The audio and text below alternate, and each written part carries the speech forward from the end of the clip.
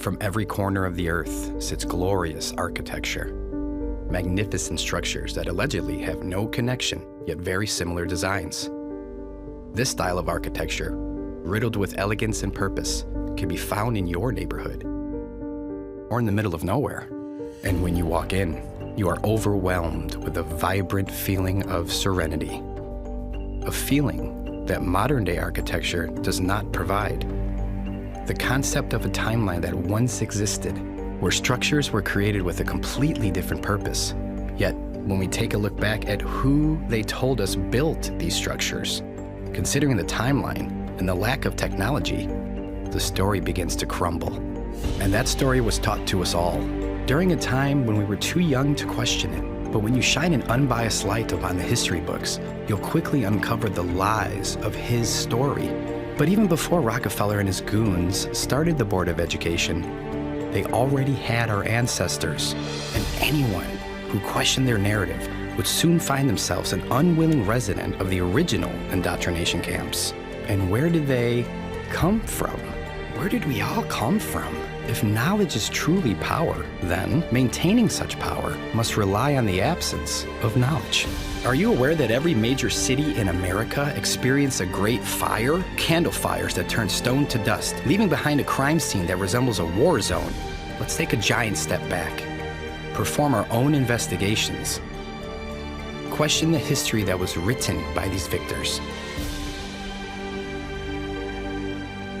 With a growing nationwide lack of trust for our leaders, it's time to discover the extent of the deceit and where the lie truly began. What's being kept from us is huge. And you're talking earlier about the architecture.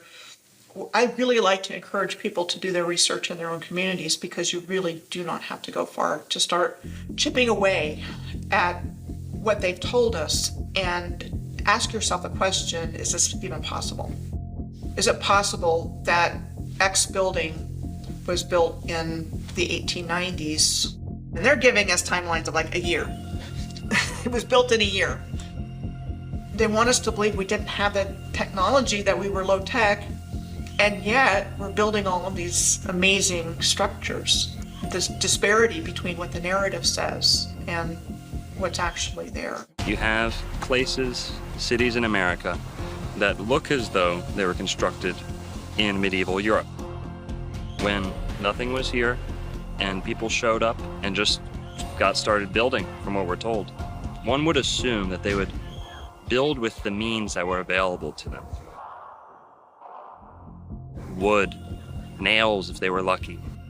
What we get is this narrative that people were showing up and really making do with what they had. What we learn about in school is there was nothing here. This land was free for the taking. The only inhabitants were wild Indians, and we built everything here. Everything you see in this country, in North America, because we're talking about Canada too, was built by us. After we got here, nothing here. They had to change the narrative. They had to destroy the evidence. They had to come up with an explanation for who built this, why they built it, when they built it. And they had to do that for a lot of buildings. We are told that during the 1800s, the consensus of North America was low, extremely low, too low to justify the infrastructure within the timelines they've provided, too low to have the experience or knowledge on crafting these glorious buildings. They're the most exquisite buildings I've ever seen, and there was only a population of a few thousand people at that time. And then I'm looking and there's mud roads and wooden sidewalks. And then I'm looking at this building that is just, it could be out of Paris or Prague. It's not computing. And so I'm realizing there again, there's a whole bunch of stories that have to be dug into, rethought, reconsidered, and in some cases completely discarded. We no longer build like that. How does that happen in a realistic timeline?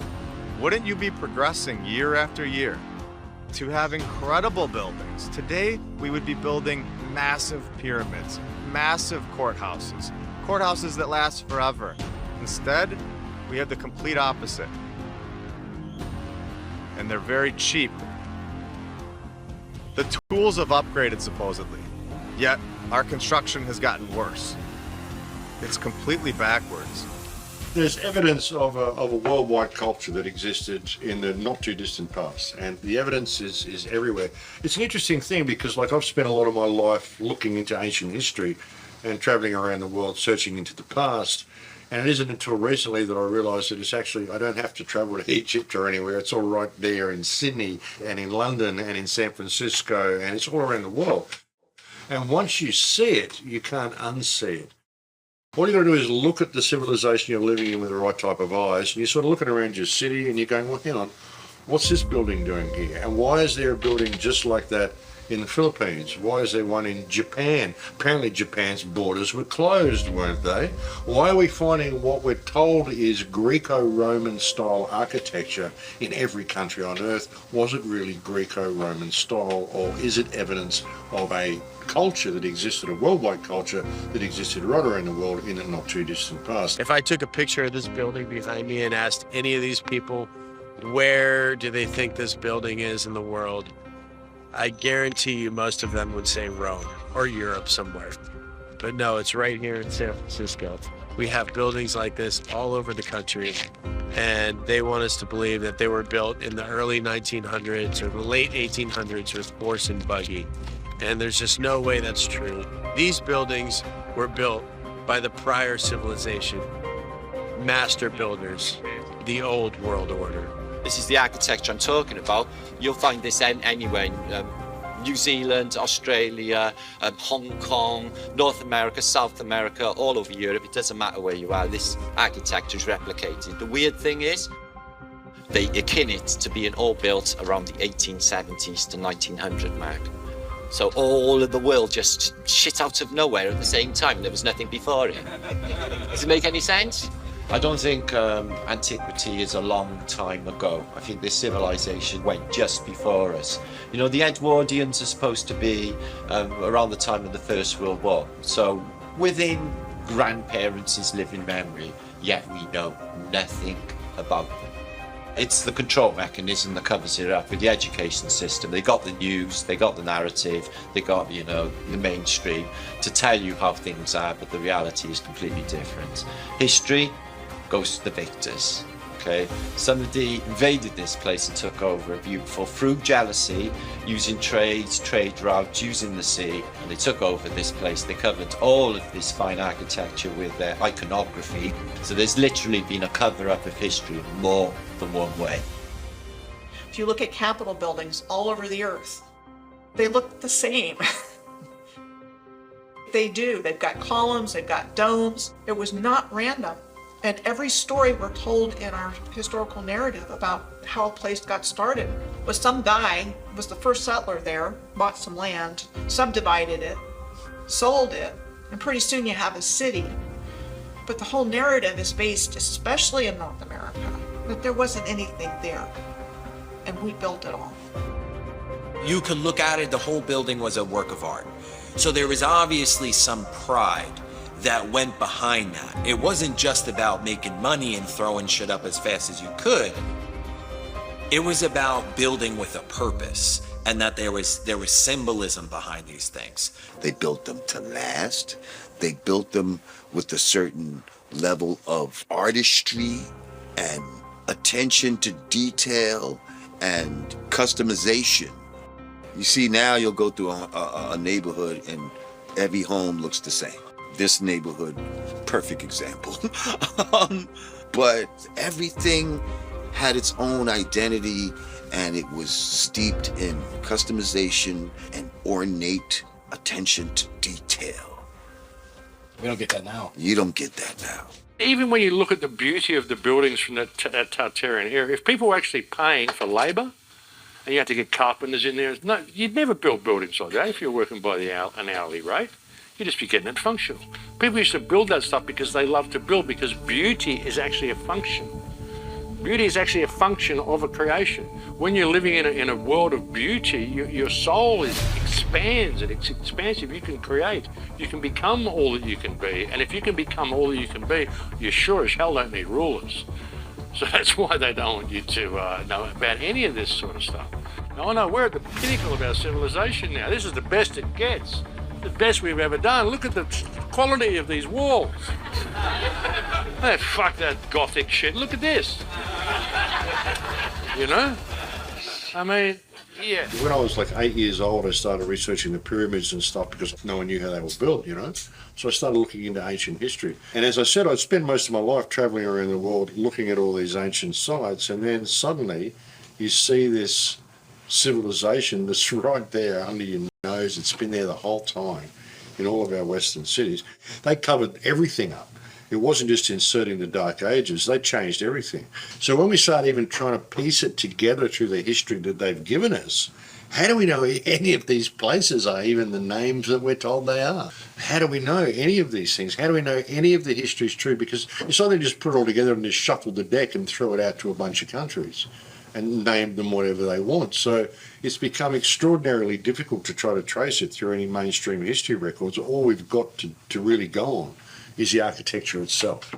It wasn't thousands of years ago, it was just hundreds of years ago. Even if you go down to South America and look at some of the temples down there, the edges on them, the beveling on them, this is only a few hundred years old. This is not old ancient structures. These are new walls. I've gone there and looked at them myself. You know, nothing is what they tell us. You know, everything is a lie. It's just how big the lie is. You know, and the bigger the lie is, the easier it is for people to believe it. There's a lot of architecture in the world today on every continent of buildings that are much, much larger than you would think people of our height would build. And so I gave the example of the Supreme Court building in Washington, D.C. as being one of those buildings. The Basilica, the National Shrine at Catholic University in Washington is another example. A huge, huge building. Look at the Texas state capitol. It's incredible. You've got these pillars around the whole area. It's kind of the same thing as the Vatican. I do wonder about Iolani Palace. How old is it? And one thing to look at is it took them 2 years, from 1880 to 1882. How did they build that beautiful, beautiful building? Was it building here longer? Was it here before Captain Cook? There's no construction pictures and there's none of that stuff. So no power tools, horse and buggy. How is that even possible? When you have St. John's Cathedral in New York City, that's not a style of cathedral. That's the real McCoy. Could you imagine that being built today? I think that everybody would go crazy. They have no legitimacy whatsoever, except to trick us and convince us that they do. And that's how they've managed to get away with this. So they could insert themselves in and set themselves up as overlords. Stone building is not just something you can pick up and teach a convict in a matter of weeks, like we're told about Americas and Australia. Truly, that's how we're told these countries were built. Just extremely sophisticated and technical engineering involved. And you know, there's so many questions that come to mind. How'd they do it? If they were our size, how could they even accomplish this with the technology we were told we had at the time?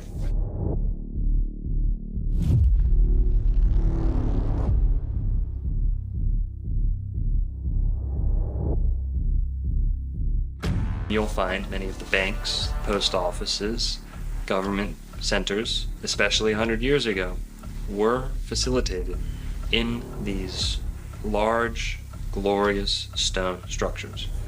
So, number one, the rulers wanted the stronger, more durable, more imposing structures for themselves. That sends a message to the people you're ruling over. We're going to play a little game here with two alternatives, right?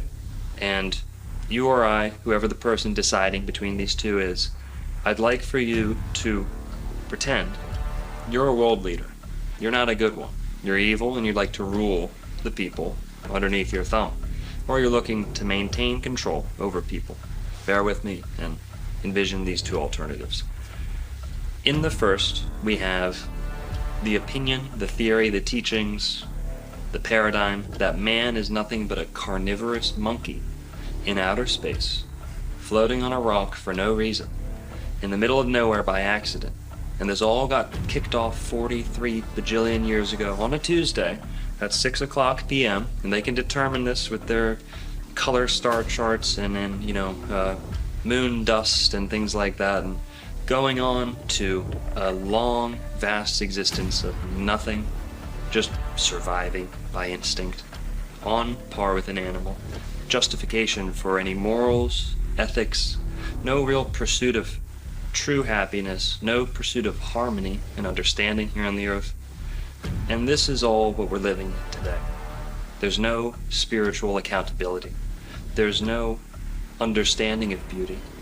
While on the other alternative, on this side, we have a purposeful creation, a purposeful design to not only the human being, but the entire earth, the laws of nature. No theories, only laws ingrained into existence, woven into the fabric of reality by the designer, the creator, not in a linear sense, not, back then, this many years ago or that. It doesn't work that way. This is the fabric of what we live in. There is a value placed on beauty. Why? Because God has a beautiful creation. In order to return the favor, mankind has an impulse to create beautiful things. In recent times, this has been robbed from us, but nonetheless, it's in the soul of every human being to not only value beauty, to seek it out, to place a high, high emphasis on it. This is how the ancients maintained their ways of life. Geometric, proportional laws of beauty.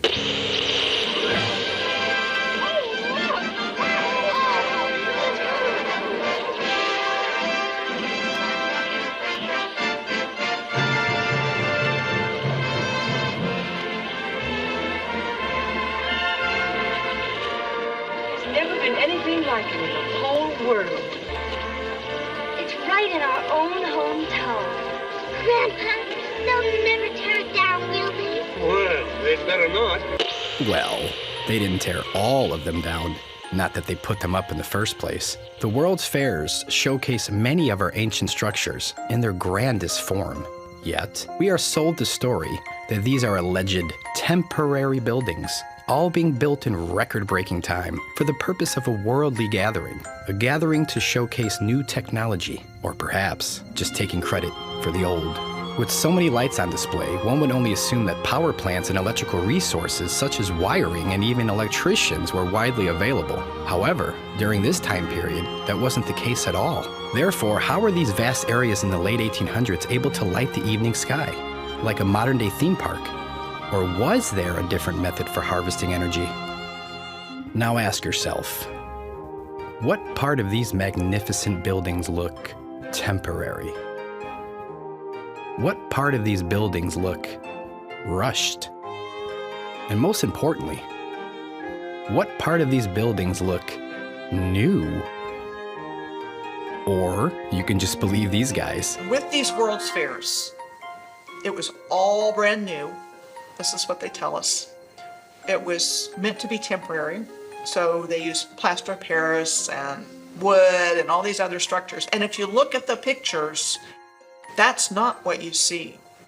You see these massive masonry structures that look like what you see in Europe. They had these in places like Chicago, Omaha, Portland, Seattle, Guatemala. They had them in Tasmania, Georgia, Louisiana, Ohio, Canada. Each one of these fairs, each one was built in 2 years or less. Each one was magically populated by millions of people that came from all over the realm to participate in this event. They started with the Crystal Palace exposition in 1851. So what they tell us in 9 months, from the moment they conceived of it to when it was built, it was 9 months of getting it all together in this gigantic plate glass structure with fountains and trains and all the bells and whistles. Now, supposedly, they moved that entire structure to a different location in London in 1854, and that in the 1930s, that burned down. So, show pictures of this Crystal Palace structure, which is massive, and all the things that are there. Oh, we have to move that, no problem. Oops, it burned down, which is typically what happened to a lot of these World's Fair structures. If you could erase it from history, people don't see it as a potential future. And I think that in itself is, for me, the moral of hiding history, about hiding the old world. It just doesn't make logical sense to me to build something so grand and then just destroy it. Really, those was an excuse to take existing infrastructure, build some little bullshit around it, and then when you're finished with your so-called fair, it gives you an excuse to tear everything down and nobody questions you. They might have built a couple of these buildings, and you can actually tell the buildings that they built because they look like dog shit. Now, we have buildings that can hold 10,000 people, huge, giant buildings that look like they were made for a larger race of people. Where they say they built it in 2 years, 600 acres, which is, I think, something like 27 million square feet. It's absolutely insane, the amount of architecture they say they built in 2 years. As an architect and somebody who's been building my entire life, designing houses and buildings for 20 years or so, the time frames that they allow for just the planning, the idea that that could just be planned out in 2 years begs credulity. They had these ornate buildings with all kind of moving sidewalks and crazy technology. They had ill things with so many lights, electricity, when electricity was supposed to be a new thing and all of that. They had shit that was like something out of a dream, bro. Well, these are the expositions. They were fully electrified. You know, some of these examples, they're electrified before electric was a thing. You know, the first electrified city was supposed to be Buffalo. First electrified building was supposed to be J.P. Morgan's in New York, all attributed to Edison. But these things, you know, some of them 1890s, fully electric, and it would have been free energy. They didn't have massive plants to generate electricity. The first one in America was in 1876, and that was the Centennial World's Fair in Philadelphia. The one in 1901 in Buffalo was a major one. The 1904 in St. Louis was Louisiana Purchase, and then the Lewis and Clark was in Portland the following year. If you define the word exposition, it's telling a story.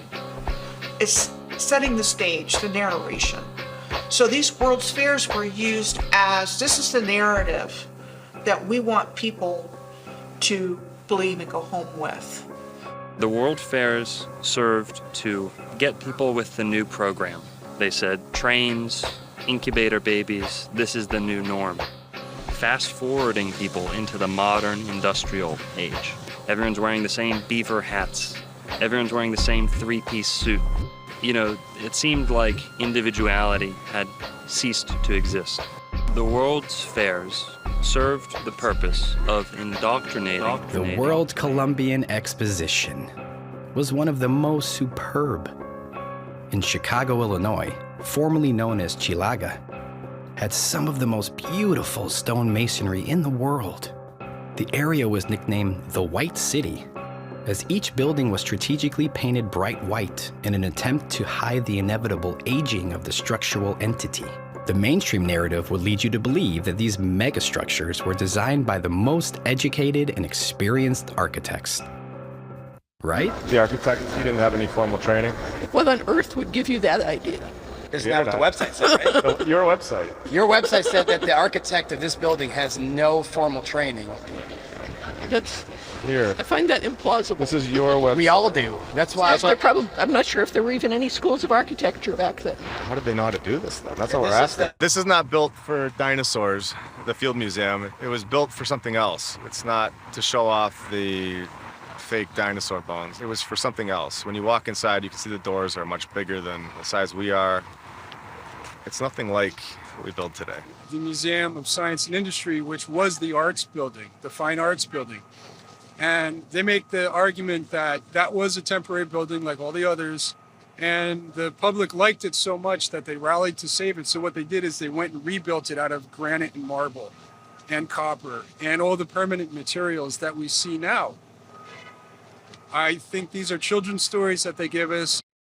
I don't understand at all how serious-minded people can accept the story that says this building was built exactly as we see it now, but with temporary materials. And then because we liked it, it got rebuilt out of granite and marble and copper and glass. To me, that defies explanation and is much more of a fanciful tale than the idea that that building was already there and was repurposed for a fair. This one connects to the Shed Aquarium, I guarantee it, and it connects to a lot more buildings around this area. And it's not just here, it's in every single city in the world. You know we on top of water. We're on water. We on water. So we on top of water. You go in the basement, you will hit the water, hit the wall, and then sometimes when it rains, because the sewer be flooded sometimes, the water come in the basement, flood the whole basement. Oh my God. Thoughts on that? That's exactly what we're talking Let's see, about. before we leave it, press them on that. What do you got on that? Okay, so there's massive tunnel systems throughout all of these buildings everywhere in the world. Yeah. So you're telling us right now that there's tunnels. Basically, there's a basement here. This building is much bigger than we can see on the ground surface. It's a basement. It's a basement here. When the wall you hit, when you go in the basement, we do rounds. What we call our rounds called the ground level, and then we got upper level. So when we go downstairs to certain hallways, you will hear water hitting the walls. Wow. You have seen the tunnel systems on any of these buildings? According to the information gathered from my grandfather, who got here in Chicago in 1969, well, before that, as far as for what we have here from the museum we're in now, from the Field Museum to the Shed Aquarium to Soldier Field, there are the pathways underneath that are all connected. It's like if you go to McCormick Place, if you go, they got the little tunnels over there too, because they be flooding over there too. Really? Yeah. So it's connected, you think? Yeah. So this whole campus, the whole campus is connected. And it's tunnels. I was told there's tunnels, you know what I'm saying? It's like the tunnels along the lake that you can go down in, and then it leads you into like a little path. But you know, I heard that from somebody that he was working for 43 years. Really? Been here for 43 years. He been here for 43 years. He retired, I want to say like last week sometime. Have you ever been in them? No, sir. They won't allow access to the public. Okay. And then they only allow access to very few of their actual workers here. So you think that dirt in that picture downstairs, you think the dirt is actually there and we put it there to cover up this building, to make it look like it's not as big as it really is? That's a good one. That's good. I feel like we did though. I feel like he made the picture to fake like, I feel like the building was there already. What do you tell your child when you're coming to a new location and they're asking you questions and you have no answers? You will start to create so that way you have a way to answer those questions, or your child will grow up with no answers and forever seeking. So now we're here to give answers. There you go. When they say that these buildings were temporary, what they're basically suggesting is that it's a full-scale model. That is going to be occupied by thousands and hundreds of thousands of people that are coming in and out of these fairs, where they're going to hold together through brutal winters, through hurricanes, through potential earthquakes, with hundreds and thousands of people occupying these spaces. The liability on that alone would have shut the whole endeavor down from the beginning. It wouldn't have been permitted. It's not the kind of thing that's permissible when you're talking about the building trades, when you're talking about a public facility where you're going to be bringing so many people. Now, this takes a huge infrastructure, and it takes a huge amount of people to do something like this. When you see these ridiculous construction photos where it's like popsicle sticks, clear manipulation. All right, so right here you can see they just put the scaffolding up, just like they've done in the past in the original pictures of the construction. Yeah, and they're doing it right now. How hard would it be to just make it black and white and then make it look like they're doing some construction right now? NASA's not the only company to fake a photo, guys. With a lot of these old, glorious buildings, regardless of where they are, you'll find supposed, alleged construction photos. Now, many of these will show simply scaffolding around an already constructed building. If you take an old cathedral and put scaffolding around it, and you're the first person ever to have that cathedral photographed, well, you are ripe to make a case for yourself that you may have built that to begin with, whereas you might have just been renovating that cathedral, repainting it, fixing it. Old, primitive photo manipulation techniques. Wooden sidewalks and mud roads, you have to be able to bring all the stone and brick and glass and copper and all the component parts. You have to be able to bring that to the site. And so just the roads alone, like you can scratch and sniff any aspect of this and the story starts to crumble. But if you're printing these in books or you're presenting them like on maybe a TV documentary, let's say, and it's just an image that's going to come and go, and 99.9% of people looking at them are not even going to scratch their head. They're going to just say, well, there it is. There's the construction photo, and I don't need anything else, because why would I question that? That's absurd. Also, you'll find good old-fashioned cut and pasted, someone with an X-Acto knife out in a early primitive dark room slapping together photos that actually don't belong together to begin with. This technology of its day was a sure way to make multiple images and combine them into one. There was no way the rewriters wouldn't need this for faking construction pictures. And no, it's not Photoshop, but the layering process is very similar. Victorian photography manipulation, using pencil markings and scraping techniques to draw, erase, and touch up any image desired. The easiest way to achieve your goals is to have a white background that you can remove later in the darkroom. Not uncommon for others to create trick photography and show off their masking and etching skills. For back then, this was the cutting edge of the start of this fraudulent society they've built. They take an already completed building and they whitewash the skies. They call it vanilla skies. They'll blotch out the sky and cut away from what they want to leave in the photo. They can cut away what was there and replace it with a gray or white vanilla colored sky. Vanilla sky, where the background is cut out and you can see the crop marks, you can zoom in and see where the edge of the building there's a little bit of a blurry edge. The sky that would have been the background has been disappeared. It's like, well, why would they do that? If you see one construction photo that's off, where they've painted in scaffolding, or they've taken out backgrounds, you have to stop. Why did they go to the extent to do this? You have to ask that question. And if you see hundreds of photos that are done this way, you have to realize this was an industrial scale effort to create a narrative. Exquisite masonry buildings were built in 1 or 2 years. These take time. I mean, you put 1 or 2 years just into the planning. Well, before that, you have the engineering piece, you have the design. You're not just getting a bunch of artists and builders together and knocking these things out. There's architects involved, so there's the design. Then there's the engineering of it. All of this takes time. These buildings are years in the making.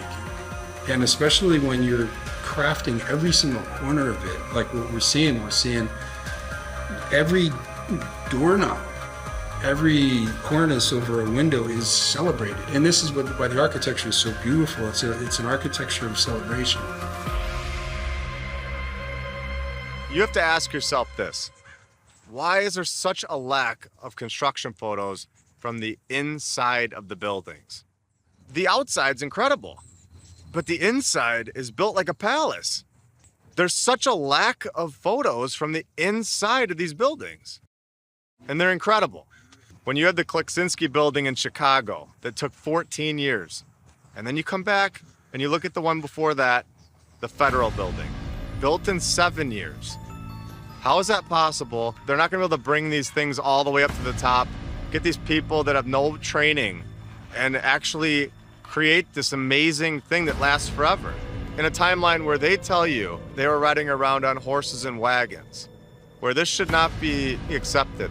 It's just not gonna happen in the amount of time that they're telling us. We know people cook the books in other areas. We know people have manipulated photos for the sake of deceiving people, just like NASA does.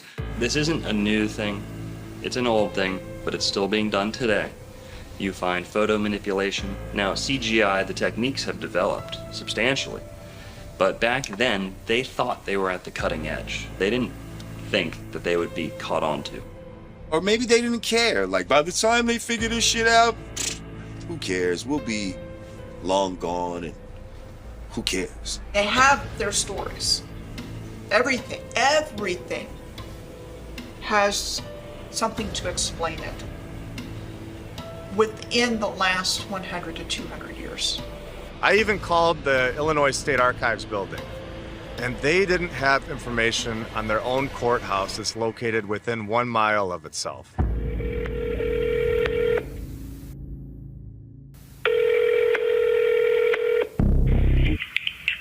Illinois State Archives, how may I help you?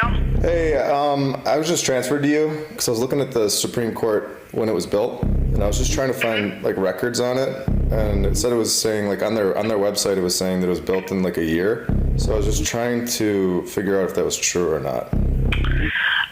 I would have you tried contacting the Supreme Court? Yeah, and they sent me over to you guys. Okay. I don't know what we would have on the building itself. Let me look here.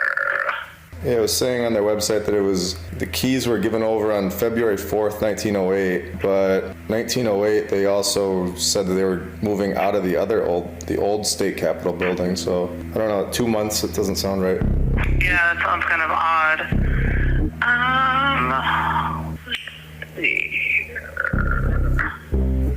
I don't know if we have anything on the building itself. The stories that we've been told are basically just that. They're stories that we're repeating over and over, and we're just regurgitating what they've been telling us.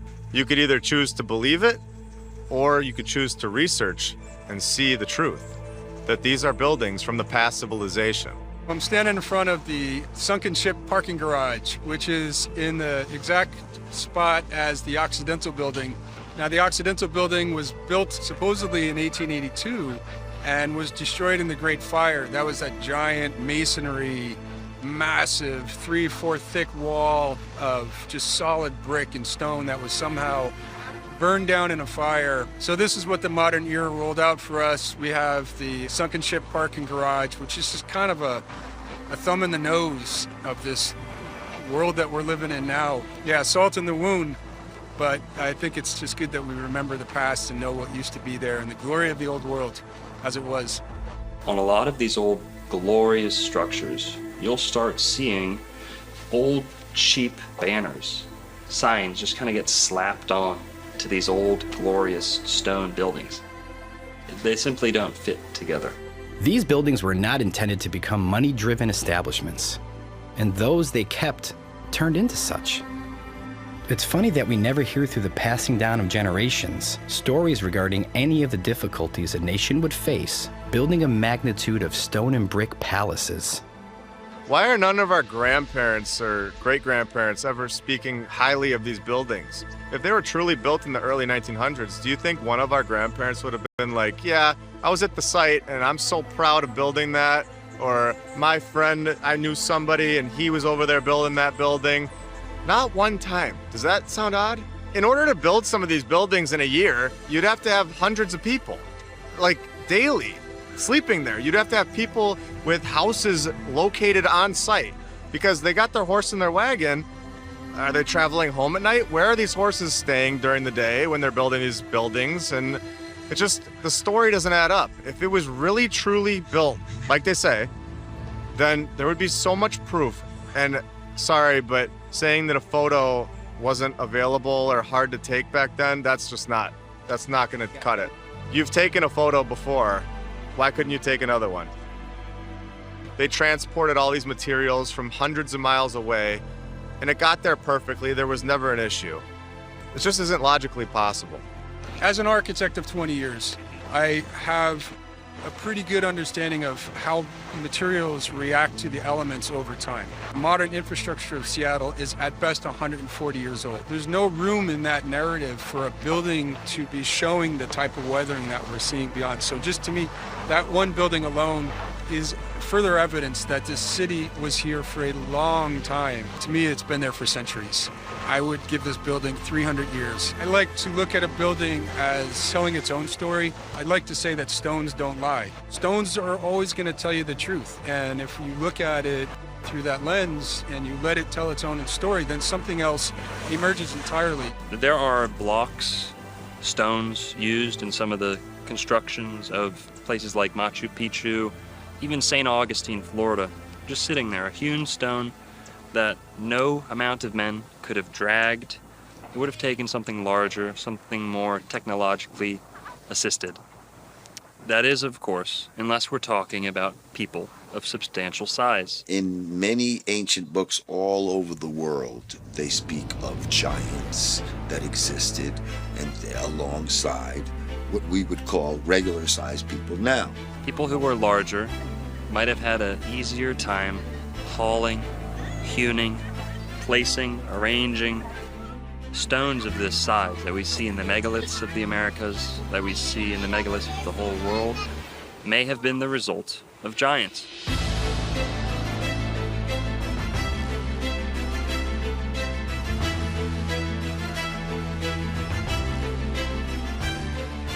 If you're using critical thinking, it just doesn't make any sense as to why build at such a large scale for people our size. That's the weirdest part, is when you have doorways in random buildings that are too big. They're 20 feet high. Why would you build a door frame that's 20 feet high for a population that is so small? Why would a regular-sized human, not just why, but how would a regular-sized human make something so massive? It just boggles the mind. Why do 6-foot men and 5-foot women need that? We don't do that. We build door frames that are proportionate to our size. They're just absolutely huge. There's no sense whatsoever. Church is exactly the same. They have just massive doors, and just like you go through a little door here to get in there. I noticed when I was in Europe last, they had some doors I took photographs of, and the lock on the door is up here. Yeah, for taller people. You have these door frames that are in stone. You can't take them away. And they're 20 feet in the air or taller. And then you have our door frame that we build inside of the door frame so that we fit through normally. We're much shorter than they were as a civilization. Think about it. You'd have to be a fucking moron to build a door that's 30 or 40 feet high if you're 6 foot tall and you can't even reach the doorknob. Across this plain, we find much evidence, abounding evidence of giants, not only in the major city centers of this world, but in the burial mounds and ancient ruins of the old world. And what you find around the major city centers is giant doorways.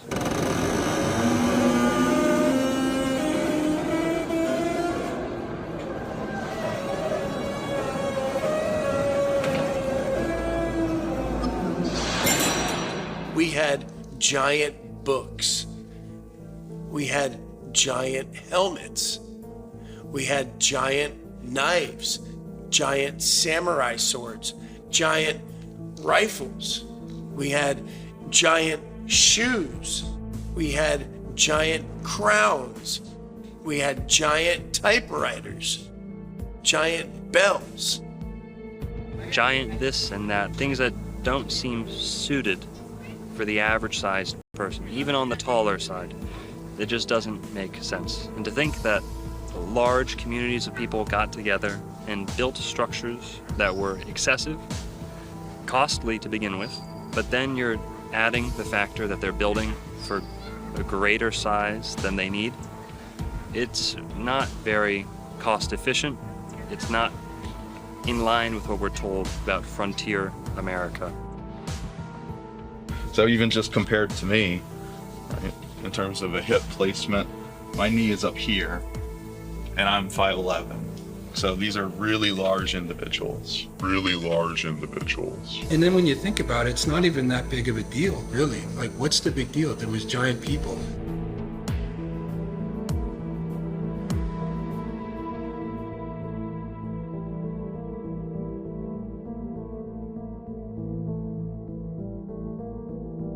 I mean, I've seen some of the unearthings of skeletons of giants and all this type of shit.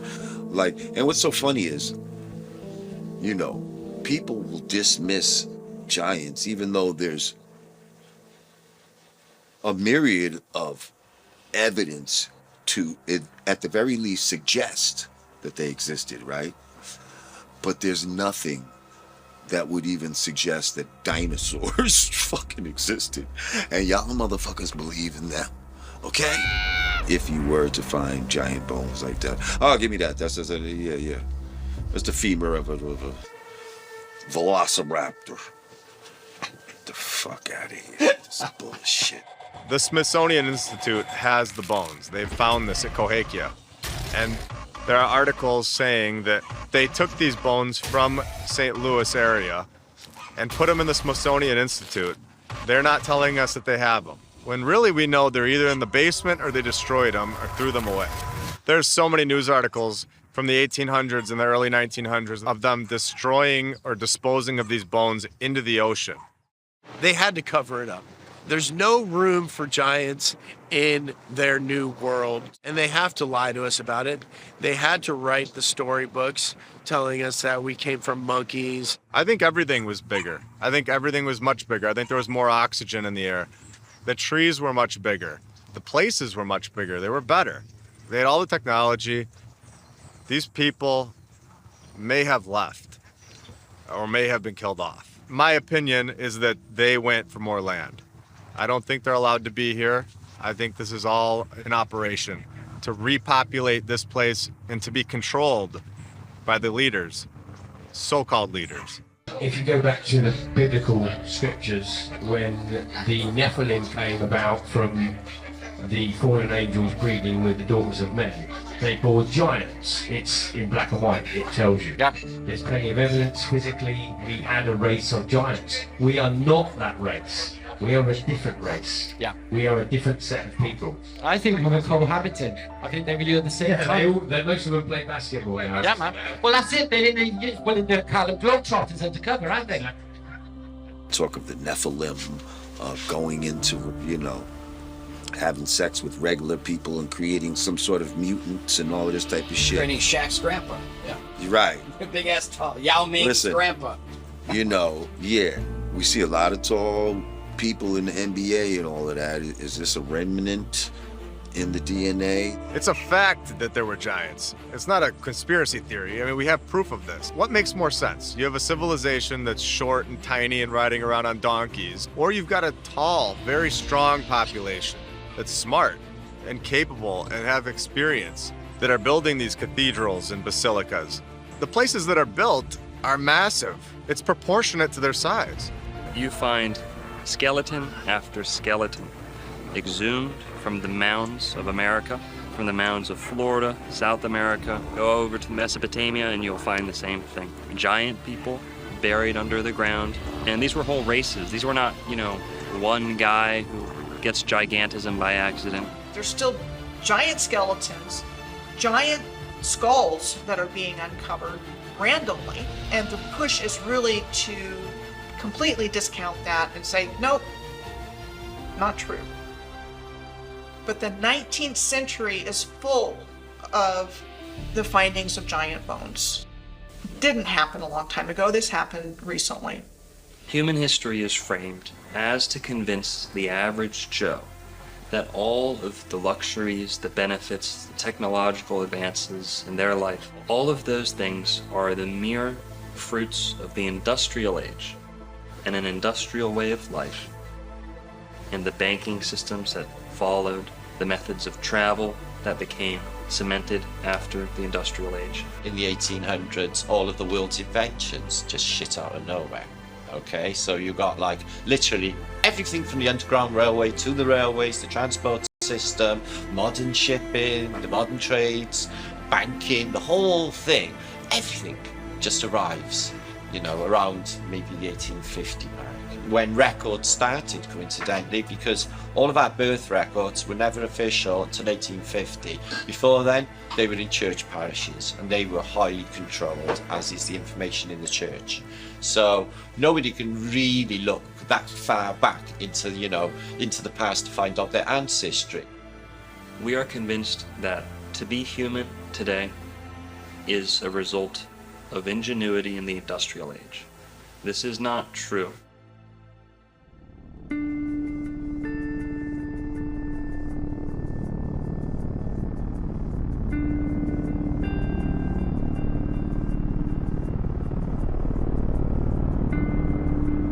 another element of history they've conveniently helped you forget about. A luxurious form of travel that was promptly removed from our skies. Airships are the oldest form of air travel. They're the most time-tested.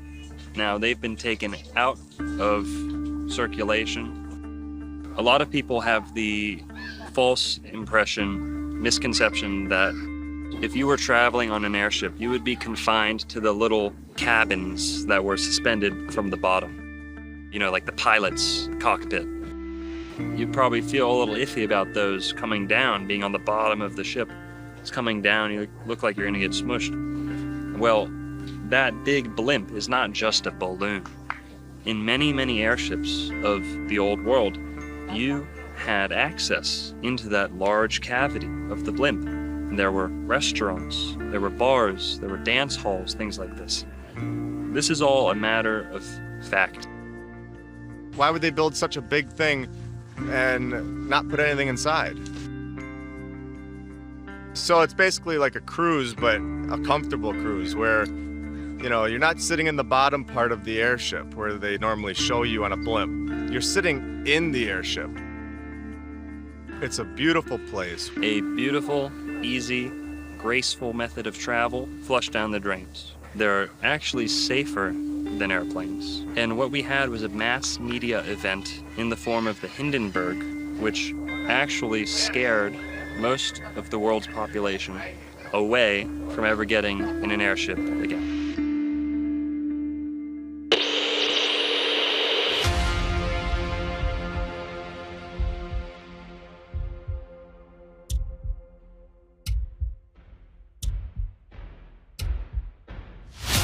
It's starting to rain again. The rain had slacked up a little bit. The back motors of the ship are just holding it just enough to keep it from... It's burst into flame. Get it started, It's right, and it's right, terrible. Oh my, get out of the way, please. It's bursting into flames, and it's falling on the mooring pads, and all the folks between it. This is terrible. This is one of the worst catastrophes in the world. Oh, it's like 400 or 500 feet into the sky, and it's a terrific crash, ladies and gentlemen. The smoke and the flames now, and the flame is crashing to the ground, not quite to the mooring mast. All the humanity and all the fans have been screaming around it. I can't talk to people. There's friends around there. I can't talk, ladies and gentlemen. Honest, it's just laying down massive smoking wreckage. And everybody can't hardly breathe and talk and screaming. Lady, I'm sorry. I can hardly breathe. I'm going to step inside while I cannot see it. Charlie, that's terrible. I can't.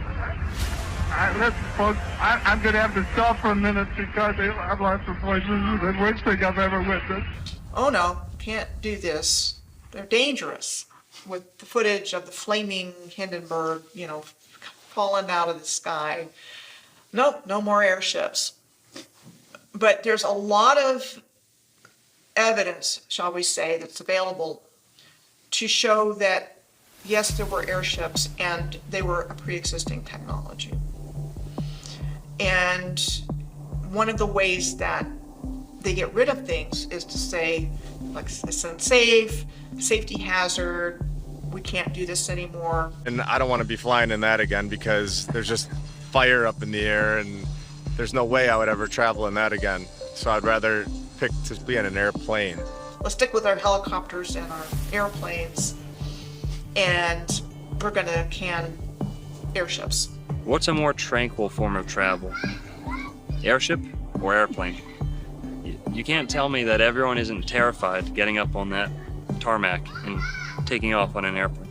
On an airplane, you're stuck. You've got 60 to 100 people stuck on this little plane. You can't travel that far with the tanks that they have. With an airship, you can travel very far, and you can travel with a lot of people. You could take mass amounts of people to these other lands that are much further than we could ever imagine. The airships of Germany were touching down in Opelika, Florida for years. And Glenn Curtis, the man who opened up that Opelika airport, is a man embroiled in scandal So if anyone's telling lies here, it's those guys. Glenn Curtis was nicknamed fastest man alive for breaking top speed records on a motorcycle using gas engines. And he helped push gas as superior to steam and other techniques. He started slapping gas engines on airships too, and he helped get them off of other methods. Then he did the same thing with airplanes in direct competition with the Wright brothers. He tried to steal the Wright brothers' patents with the help of the Smithsonian. Towards the end, they started filling them with dirtier gas, trying to get them to be gas propelled. That was not the case. Many of these were steam. In some instances, just like a submarine. They can try and hide this from us a little bit, but you, the viewer, can go and look this up for yourself. The blimps were a lot more sophisticated than we're told. And going back to the comparison between airplane and blimp, they can literally and metaphorically bottleneck the costs of travel by only allowing so many people onto this tiny little tube that's traveling so fast, so dangerous. We'll let this go by. Speaking of modern day airplanes, You can only fit maybe a couple hundred onto an airplane when you could fit a couple thousand onto an airship. Number one, it's graceful, but number two, you can fit way more people. You can have way more facilities on that. It's like almost like a traveling city. So the airships provided something that airplanes don't. They were safer in terms of the speed of travel, the danger of landing somewhere you're not supposed to. To think, if your fear of flying is caused by open waters, in the case of an emergency, you would now have a way to safely dock on a boat. And a fear of landing could be comforted by a slow docking airship. Things like the Eiffel Tower, which we were told was built for a World's Fair, but there's Eiffel Towers everywhere. This will give you an opportunity for a balloon to come in to your city and moor up, and you get straight out, and it delivers you to the place where you want to be. Now, don't think this is beyond the bounds of possibility. They actually did it.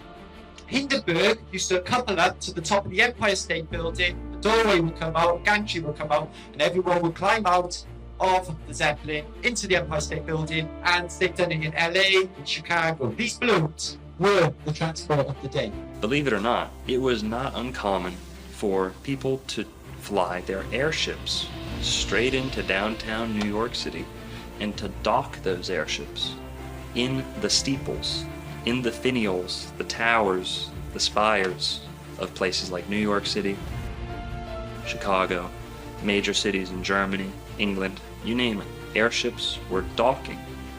They would offload people into the tippy tops of buildings. I think that there was more than just airships. I think that the technology goes further than that. I think that these things were much more powerful, and I think that they went further than we can ever imagine, to lands that we're not told about. Behind the scenes, they are still making these, but we wouldn't have access for making our own. If you wanted to build an airship today, you can't, because NASA owns 99% of the helium. The tech back then was possibly even more than what we have now.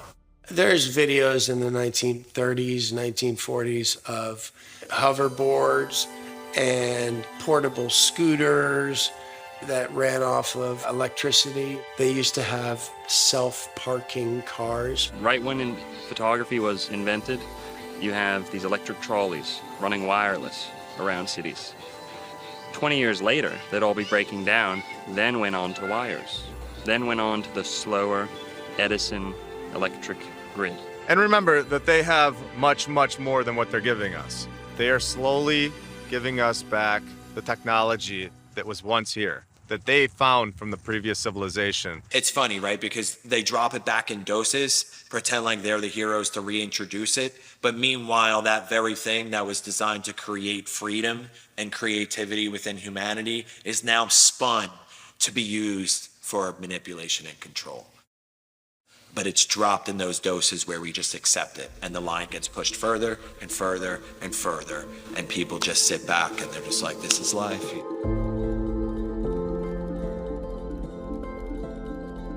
Wireless energy, powered by the ether, existed way before big oil. We all know how dirty the oil companies are, but to think about the things we could have if they never existed. An oil refining process was invented in 1854 by somebody in Pittsburgh. By 1870, John Rockefeller and Henry Flagler established the Standard Oil Company. And so it was like they needed to get a replacement energy source as quickly as possible. And they got it from this mining of resources. Back in the 1800s, mainstream academia had 18 additional elements on the periodic table of elements, ether being one of those, right? And somewhere along the line, when Albert Einstein came out with his theory of relativity and started doing lectures across the country and the world, that anybody that spoke about ether at that time was completely, like, their reputation was destroyed. They lost their laboratories, they lost their teaching jobs, like what we saw in 2020. A lot of times they'll leave the breadcrumbs. A lot of times the truth is in plain sight. So with that, Benjamin Franklin sending up the key on the kite, that's essentially you, the average American, sending up their drone with a copper wire and harvesting electricity straight from the ether. I think that the ancients understood very well that the ether is real and that there's ways of channeling atmospheric energy, earth energy, and I think that they built their buildings with this in mind. If we had access to free energy, I mean, imagine if you could just walk into the forest anywhere you want and you could just put up a little device and a resonator and you could build yourself a castle and just do it, levitate stones and just create a kingdom. Well, that's not very good for Joe Biden. How's he going to tax you? How's FEMA going to work with you in that situation? And how, that's why it's so dangerous to them. That doesn't work when you're introducing an electric system that is dependent upon a power source, a bunch of wires, meters, and your output that you're having to pay for, where you become dependent on a system of scarcity. This old way of doing things was based upon a system of abundance and plenty, because there's no end of the energy that's all around us all the time. There's another way of doing things. We don't have to live in this way of constant crisis because of constant scarcity. We can break through it, and I think that we're on the verge of rediscovering this knowledge at a very curious time where the old system is actually falling apart. Everyone knew there was an ether. Most buildings were constructed in that manner until they came in and started destroying things and indoctrinating us. You go through and you start finding these correlations, you start finding how the free energy worked, what the power stations were, how all these places have got these certain buildings and fountains and certain copper top roofings and all the stuff for landing sites, for flying machines, and you start to see that all of this stuff is way too similar all around the world for there have not to been a single culture. Many times these towers held old world technologies, such as bells, which would send out resonant frequencies into the community beyond. So many photos of bells being rounded up all over Europe. We're living in a time where we're waking up to what we so recently had. The pipe organ is a healing machine. That's why it was integral to the construction of ancient Gothic cathedrals. The organ was the centerpiece of the church, of the cathedral. Now, around the building, up, down, around, beneath, you had pipes and essentially speakers blasting this music into the cathedral. They placed these beautiful organs under these stained glass windows, which were treated with lead and specific properties. And these, they work like car speakers. They augment the resonance and the sound out into the ether outside. So everyone outside in the community is invigorated, is on a higher state of consciousness, literally being the best they can. And you can see it in the pictures of these people in the day. Everyone is healthy. Anyone who's been around for a full volume, live, authentic pipe organ performance will tell you your bones rattle, your organs start to respond. your hairs on the back of your neck stand up. Walk into a well-made stone cathedral. Hear the pipe organ. Sit there and saturate in the healing frequencies yourself. Cathedrals are something beyond just a center for worship. They are healing machines. And the pipe organ of the cathedral is just one tiny little finger of this whole realm that we're talking about. You've got star forts, which I call a gateway topic because the same structure exists all over the earth, have been given to us as fortifications that were built for these different wars, which made them military targets. And so they have an excuse for why it was built in whatever location. And then they have an excuse for why it was destroyed. So in school, we learn about one fire. We learn about the Chicago Great Fire. In the case of the Great Chicago Fire, there was a lot of fanfare over Mrs. O'Leary's cow kicking over the lantern. The legend is that Mrs. O'Leary's cow in a barn kicked over a lantern and that caused the entire fire. And poor Mrs. O'Leary and her family had their lives ruined because of this. We only learn about Chicago. And I remember going to summer camp and we're sitting around the campfire and it's one dark night when we were all in bed. Bum, bum, bum. Old Miss O'Leary took a lantern to her shed, and when the cow kicked it over, she turned around and said, "There'll be a hot time in the old town tonight. Fire, fire, fire." And we would yell fire louder and louder with each verse, and we do this like 10 times to where it was echoing back to us across the lake. And now when I think about it, it's like how many kids growing up in America were singing this song about this stupid story. What I realize is that it's like an incantation and it's spellcasting. Where did this song come from? It's a story that they wanted the population to come to embrace and believe as part of the founding mythos of the country and who we are as a people. Well, lo and behold, as an architect with the keen interest in history, I come to find out only within the last few years that there were fires in every major city. And then I come to find out that it's not just wooden shanty town built out of matchsticks. We're looking at city after city after city with photographic evidence showing masonry buildings of the most exquisite type. Philadelphia, New York, Boston. You come down to Florida, Jacksonville, Miami. Every major city at one point was burned to the ground. Believe it or not, these were stone cities. These were megalithic stone cities, ancient metropolises that were burned down as if they were made from wood. Very quickly. Now we can speculate as to what the source of that destruction was. From above, from below, arson, biblical destruction, you name it. Nonetheless, every major city in America, if not Europe and the entire world, saw a great devastation by a fire. You'll see pictures of people walking on the sidewalk like no big deal. I mean, that's subjective, but I mean, that's what it looks like. The pictures are strange. The sequence of events that are supposed to have taken place are strange. So, there's just a lot of clues, if you will, that these weren't random events like somebody wants us to believe.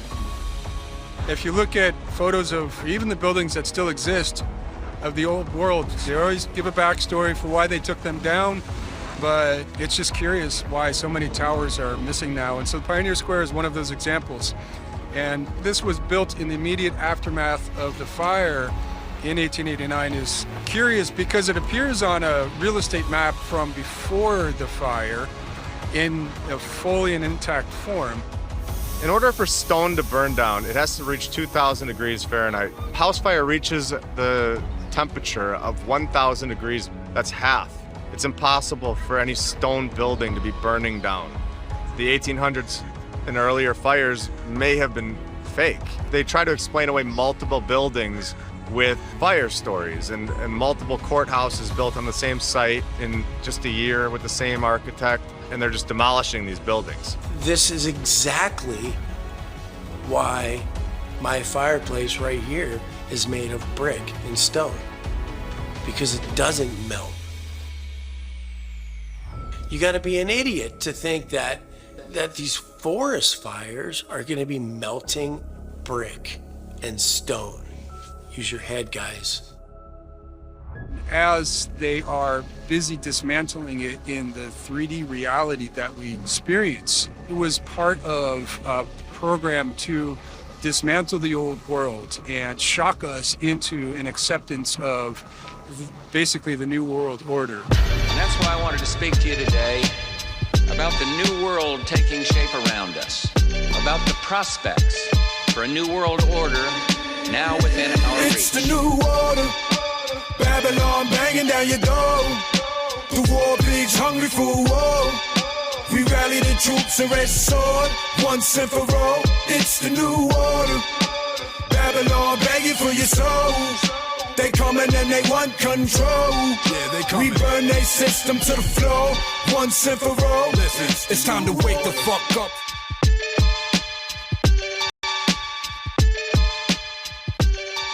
So you had what I would call the reset of history according to a very specific narrative. I mean, it didn't change very much. And using the media like they do today to publish it, print it, this is what happened, these are all the details, these are all the people involved, we got it down on record. So again, they're saying, okay, everything was built out of wood, like a Hollywood movie set. Didn't hold up, it caught fire. So we came in and we built all of these beautiful structures to make sure they wouldn't burn down again. And that is told repeatedly. You look at any major city, they suffered this same fate. And I don't think it's a simple matter of, oh, they were just so stupid. They didn't know. They put candles all over the place and let their cities keep setting on fire. The stone courthouses, the stone banks, into smithereens. Now in Jacksonville, we actually had a fire where there are first-hand accounts of people who were escaping the fire, and once they thought they had escaped to a safe distance, were watching the fire, because that's what people used to do back then. It wasn't much of a fire department. They just said, well, it's burning, just time to take photos and watch. And what they actually did was they were sitting up on a hill watching Jacksonville burn. They said that things on their persons started spontaneously combusting. Pocket watches, buttons, things that were made of certain materials were combusting. This was happening back in the late 1800s, early 1900s. Cities would spontaneously combust with no sufficient cause, no suitable explanation. But they're in a covered carriage. What happens? Materials on their body are still spontaneously combusting, out of nowhere, sparking into flames. Now, how could that be the case if this is a local fire spreading to anything that it touches? These people were hundreds of yards away, if not more, from the fire. There weren't embers falling on them that they couldn't see, because like I said, they were already in the cab. So this is just one instance in Florida, and you can go look up your own city, the closest major city to you, and you'll find this same fate. You look at destruction from World War I, World War II, it looks exactly the same. So these weapons have been around for a long time. The biggest factor to 9/11 was the erasure of evidence. Erasing the evidence of the wrongdoings of the government, the financial institutions, you name it. You had evidence being destroyed. What do they call it? Jewish lightning? For lack of a better word, insurance fraud, destruction of evidence. Those two typically go hand in hand when we're talking about buildings falling down out of thin air.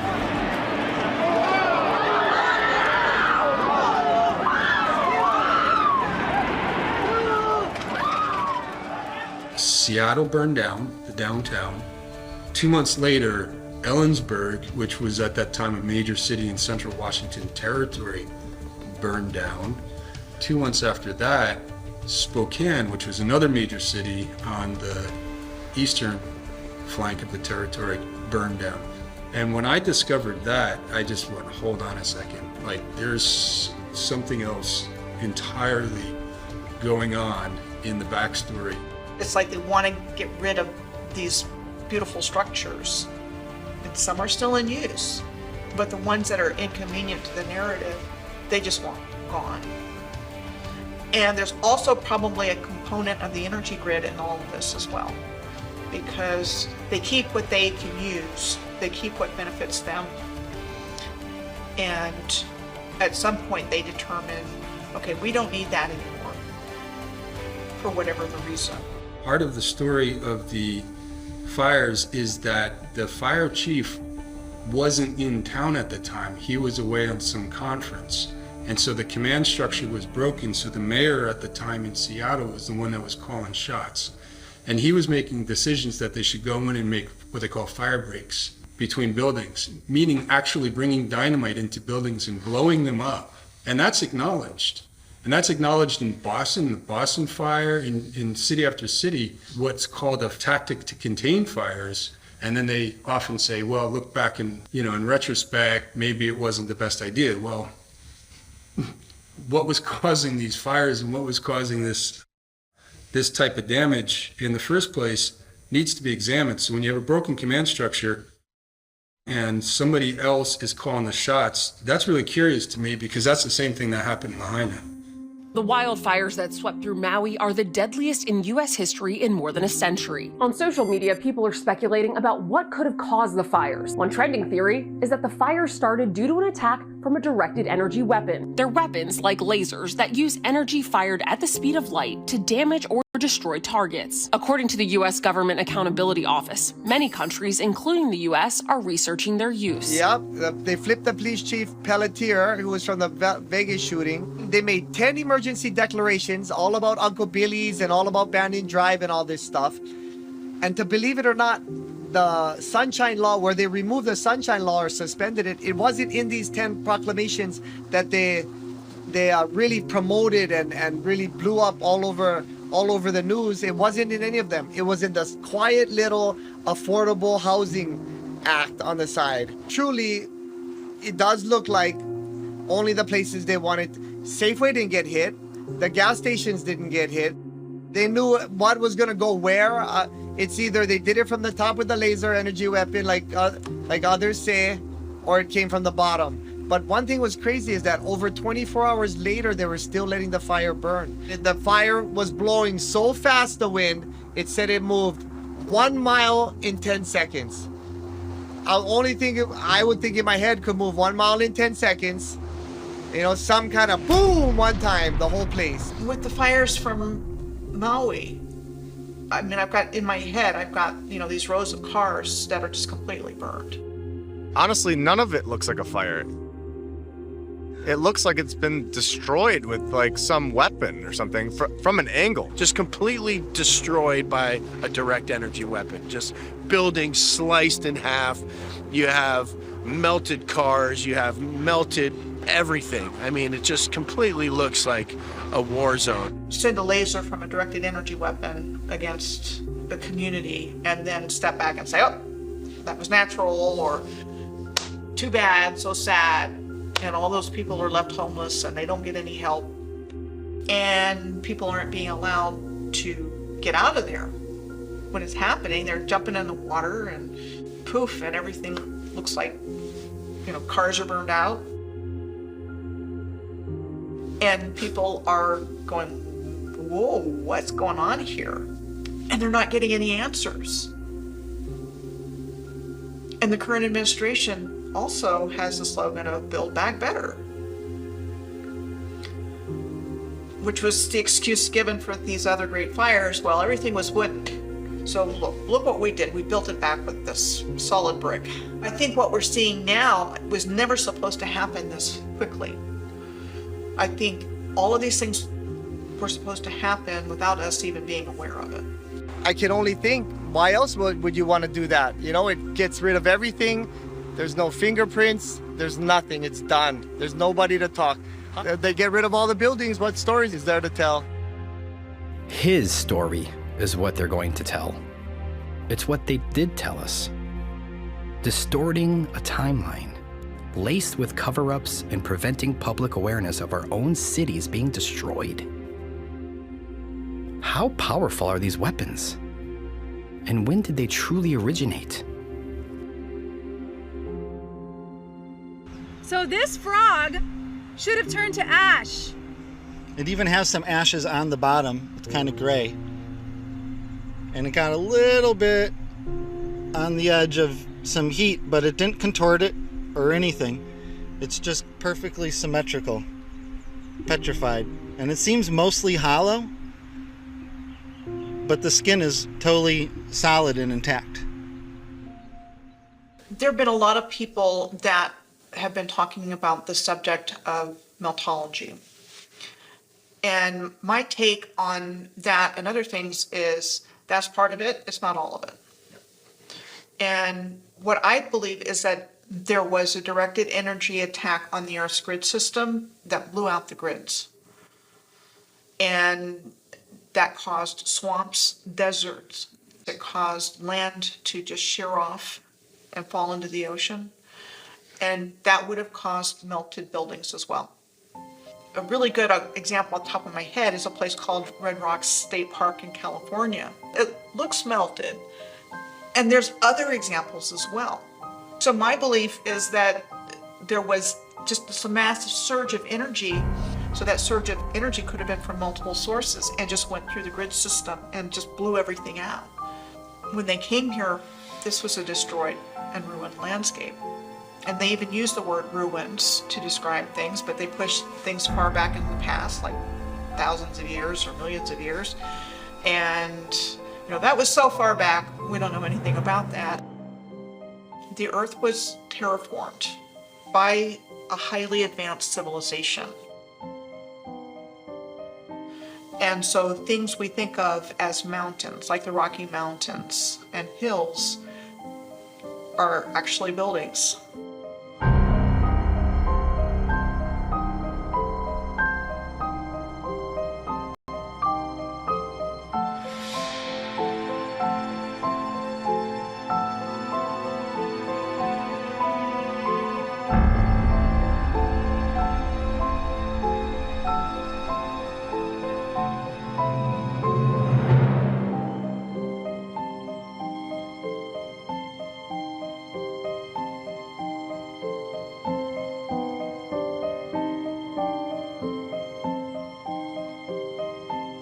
When you look at the city of San Francisco from the early 1870s, and not a soul around, vast emptiness with a fully intact city, and nothing's out of place except that there's no people. And so what it looks like to me is they went into a city that was already there.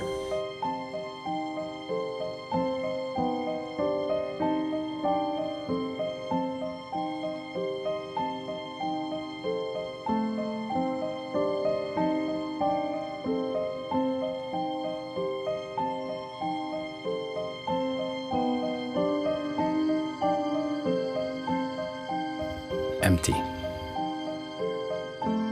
Nobody around. So odd. Wait, wouldn't the Tower of Jewels be visible somewhere on this map? Remember, from the World's Fair in San Francisco? It shouldn't be, because that was 37 years after this photograph was snapped. Oh, yes, of course. It looks like it's already there.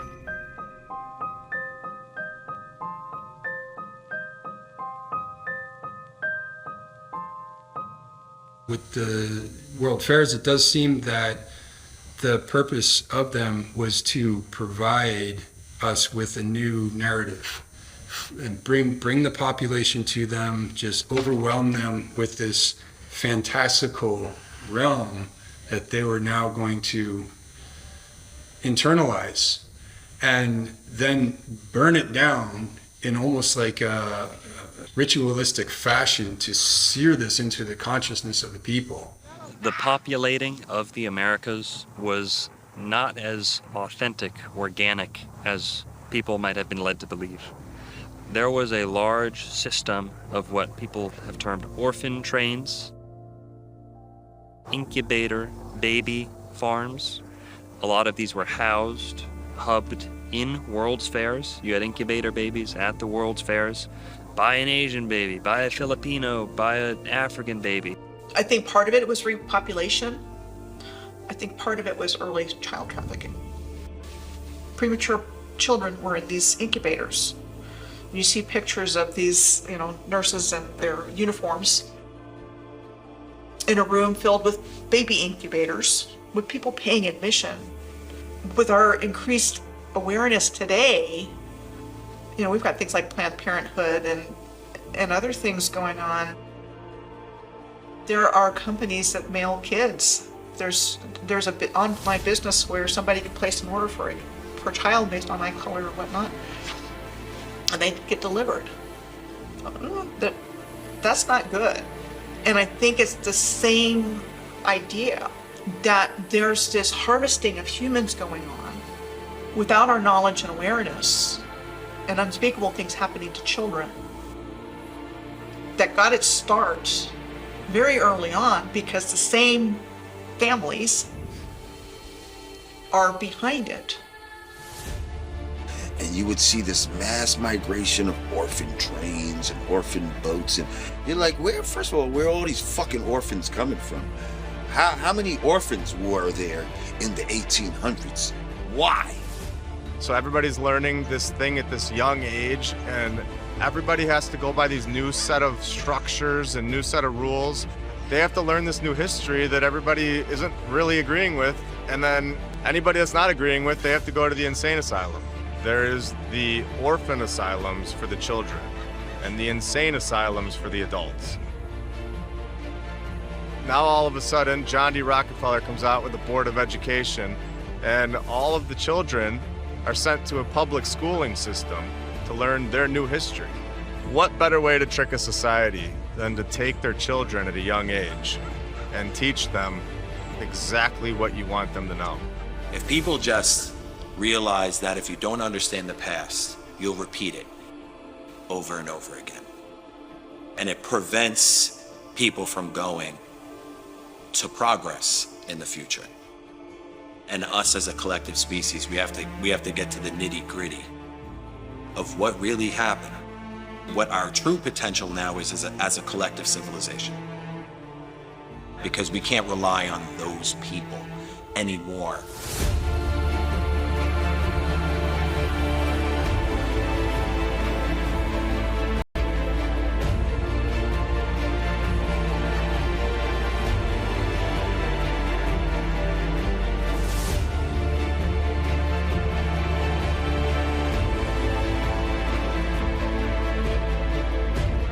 How does any of us know? And I would ask my father this all the time. I would say, Dad, how do you know you have a great grandpa?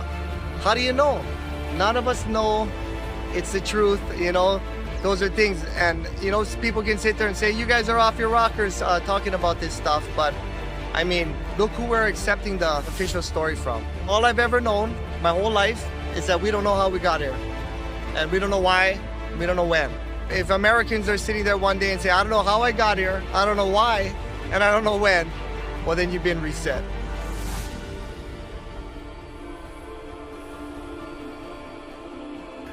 Don't believe what we say. Go out in your own communities and do your own research. There's plenty of buildings that they left for us to examine. Once we can all wake up collectively, then we can come to realize what they have truly done to us.